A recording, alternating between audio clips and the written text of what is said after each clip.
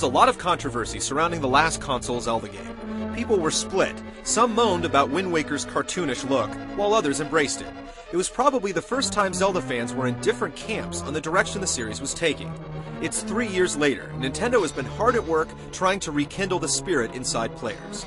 The result is The Legend of Zelda: Twilight Princess, a love letter to anyone who has ever enjoyed a Zelda game.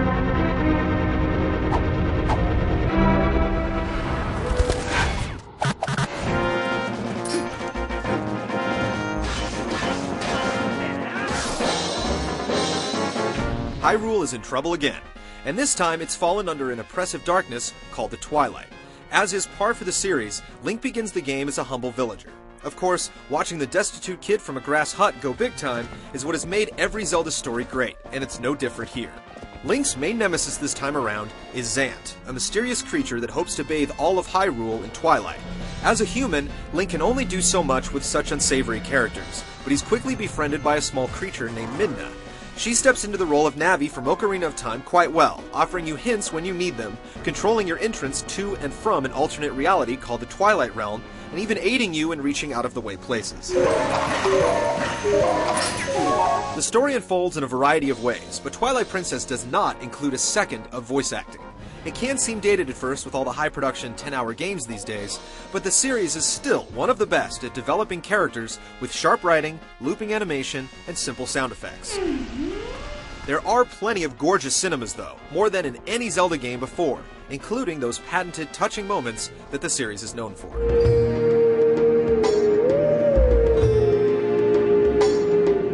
The story in Twilight Princess is thought-provoking and at the same time, fairly typical for the series. If you've played a single Zelda game, then you know it's ultimately going to boil down to 3 characters. How Twilight Princess gets there is smart and unexpected.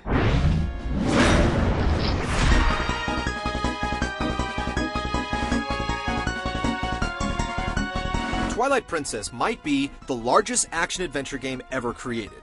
You'll easily spend 50 to 60 hours plowing through the main quest, without taking time to really look around.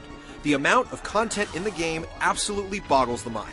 Nintendo could have split this game into 2 parts, and no one would have complained. Yet the robust travel and warping systems keep it from becoming a chore. The game progresses just like prior entries in the series. You start out with a simple sword and shield, and are rewarded for crushing massive bosses with new equipment and abilities. It's a great formula after all these years, and considering Nintendo is still the only developer pulling it off with aplomb, Twilight Princess demonstrates that 3 or 4 years between games is plenty to make the formula feel fresh all over again. Progression is always measured by your location and how many unlocked doors there are. It's all about getting to where you need to go by any means necessary. Luckily, there are plenty of means to the end. In addition to the classics like the hookshot, bow, and boomerang, there are several brand new abilities and weapons that will undoubtedly become fan favorites, and are perfectly integrated into the fabric of the game's design. The game is basically split into 2 parts, the normal realm and the Twilight Realm. In the normal realm, you play as human Link, and in the Twilight Realm, you play as a wolf. You traverse the same areas for both. The only difference is, in the Twilight Realm, the citizens of Hyrule are ghosts, and everything is shrouded in darkness. At the beginning of the game, there are specific times when you're transported between the 2, resulting in some moderate backtracking. Eventually, you gain the ability to change at your whim, and this is where the level design really begins to shine. There are minigames seemingly everywhere, and not just silly little point the Wii remote at a target type of minigames. There's a full-on snowboarding game with a legitimately sized course, and fishing that's so in-depth you can literally play it for hours. It also features some seemingly devilish puzzles that will humble you when you eventually figure them out.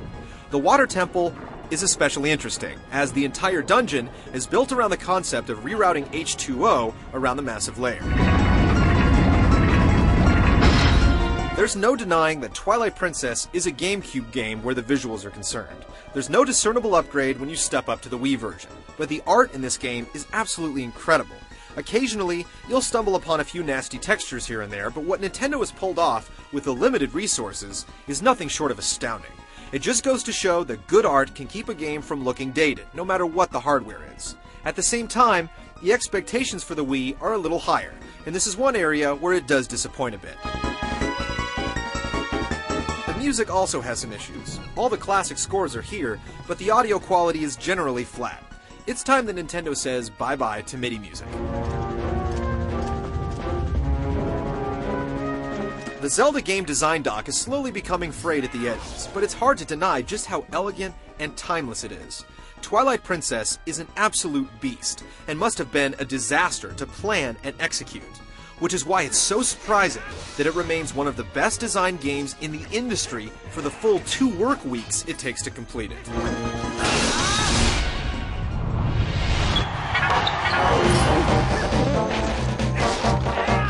Obviously, the hot button topic is how the Wii's controller works with the game. No, your arms won't get tired playing it. It's interesting that Wii functionality came so late in the game's development when you consider that it's mixed almost perfectly with the rest of the gameplay. Pointing at the screen, definitely the most physically demanding control gesture, is only used for projectiles, so the times you spend with your arm extended come in short bursts. The rest of the game can be played with your hands resting on your lap, or anywhere else for that matter. You have to move the remote around to perform sword attacks, but the sensitivity is so acute that you barely have to wiggle it. Fishing is way more fun with the Wii remote than it is with a normal controller. The same goes for combat on horseback. They're simply better with the Wii's controls. The same thing can't be said for everything though. Using the bow's first-person zoom with the Wii remote is actually more cumbersome than it would be with the typical controller. Overall though, it definitely adds something to the series that it never had, and rarely becomes a nuisance. This is aided, in part, to a relative lack of difficulty. You will die many times, but not because you got your butt kicked in combat. The enemies are basically a cakewalk throughout. Most only require a lunging sword slash to be taken out. The same goes for your wolf abilities. One lunging bite usually finishes off most enemies. The bosses, despite being some of the coolest moments in video games this year, are also far too easy to defeat. The rest of Twilight Princess plays primarily the same as what you'd expect. All the old staples are here, like automatic jumping, lock-on combat, assigning abilities and weapons to hot buttons, collecting heart pieces, and that legendary Zelda chime when you solve a puzzle or a room. As the wolf, you can see things that Link can't see and smell things that Link can't smell, but you have no access to weaponry. In the first couple of hours, there are some issues that arise where what the game is asking you to do isn't clearly illustrated. And it's frustrating that Midna picks and chooses where she can help you reach high platforms, but nitpicking aside, the experience is practically peerless. To create a game this large, with so few flaws, is just staggering. Twilight Princess gives you just about everything you were hoping for in a new Zelda game, while supplying things you didn't even know you wanted in the first place. The tone is decidedly darker, the overly melodramatic moments are subdued, and it delivers that razor-sharp Zelda gameplay. When you compare the polish and content in this game to most other video games, it's just no contest. Not only is Twilight Princess the best Wii launch game, it's easily one of the greatest games ever created.